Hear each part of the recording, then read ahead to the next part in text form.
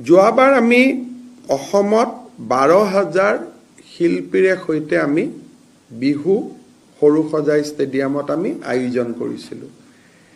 এইবাৰ আমি অসমৰ 8খন চাহ বাগিচাৰ পৰা কম বেছি পৰিমাণে ক'ৰবাত 100 হ'ব, ক'ৰবাত 80 হ'ব, ক'ৰবাত 120 হ'ব, আমি 8,000 নাচনীৰে গোৱা আয়ুক্তসকলৰ সন্মিলনীত বিহুৰ সময়ত আমাৰ যিখিনি ক'ৰবাত কম হৈছিল, বেছি হৈছিল, যিখিনি আমি শিকিছিলোঁ, জানিছিলোঁ, তাৰ ওপৰৰ পুৰণা অভিজ্ঞতা লৈ আমি 20 নৱেম্বৰত গুৱাহাটীত আমি এটা ঝুমুৰৰ খুব সুন্দৰ এটা প্ৰদৰ্শন এটা কৰাৰ বাবেও আমি সিদ্ধান্ত লৈছোঁ। তাৰ বিষয়েও জিলা আয়ুক্তসকলৰ সন্মিলনীত আমি দীঘলীয়াকৈ আলোচনা কৰোঁ।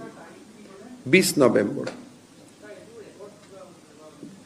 ৰেকৰ্ডৰ লগত লিংক কৰা নাই, প্ৰদৰ্শন হ'ব, কিন্তু তাৰ মাজত কিবা গিনিজত এনেকুৱা ৰেকৰ্ড আছে নেকি আমি এক্সামিন কৰি ল'ম। হয়তো 2-4টা ৰেকৰ্ড হৈ যাব, কিন্তু বৰ্তমান ৰেকৰ্ড শব্দটোতকৈও সমূহীয়া প্ৰদৰ্শনটো আমি বেছি গুৰুত্ব দিছোঁ, যে 8,000 ঝুমুৰ শিল্পীৰে আমি ইয়াতে এটা প্ৰদৰ্শন কৰিম, যাতে ঝুমুৰৰ লোকপ্ৰিয়তা আৰু সাৰ্বজনীনতাটো বৃদ্ধি পায়, আৰু ঝুমুৰ শিল্পীসকলেও তেওঁলোকে এটা যাতে প্ৰেৰণা পায়।